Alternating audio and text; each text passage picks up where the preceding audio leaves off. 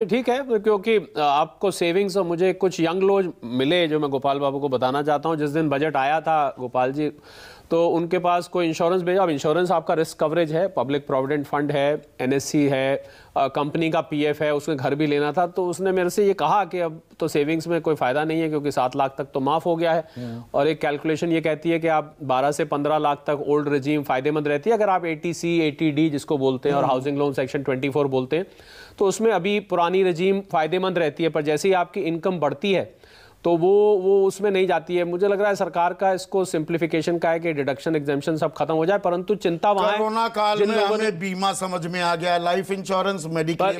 इसमें चिंता की बात संदीप यही है कि ये जबरदस्ती जो इन्वेस्टमेंट्स लोग करते थे जनवरी और मार्च के बीच में, हाथ पकड़ के कराई जाती थी, अकाउंट डिपार्टमेंट से आपको मैसेज आता होगा, वो उनके बुढ़ापे की लाठी बनती थी। और हमारे बजट में भी, हमारे अर्थशास्त्र में भी देश की अर्थव्यवस्था पर सेविंग्स टू जीडीपी रेशो एक बड़ी चीज होती थी कि ये देश बहुत मजबूत है। बिल्कुल बिल्कुल, सेविंग्स, हमारे यहाँ सेविंग्स पे बहुत ध्यान, हमारे शास्त्रों में सेविंग्स के बारे में लिखा हुआ है। हाँ। और मुझे लग रहा है सेविंग्स एक थोड़ी सी ये नई व्यवस्था में चिंता की बात है, क्योंकि सेविंग्स से डिस्करेज करना है। तो गोपाल बाबू खुद इकोनॉमिस्ट हैं, सीए हैं, तो वो इस बात को समझेंगे कि सेविंग्स की किसी देश में, किसी परिवार के लिए, किसी इंडिविजुअल के लिए उसकी क्या इंपॉर्टेंस है। और मैं तो संदीप जब से यही सलाह दे रहा हूं लोगों को, साहब आप नई रजीम में चले भी जाइए तो सेविंग करना मत छोड़िए। सेविंग एक अच्छी आदत है। डिसिप्लिन होगा, डिसिप्लिन होना होगा। हाँ, होना होगा। एक यहाँ डंडा था कि भाई लेनी पड़ेगी, अब डंडा नहीं है, अब आपको अपनी मर्जी से सेविंग करनी चाहिए।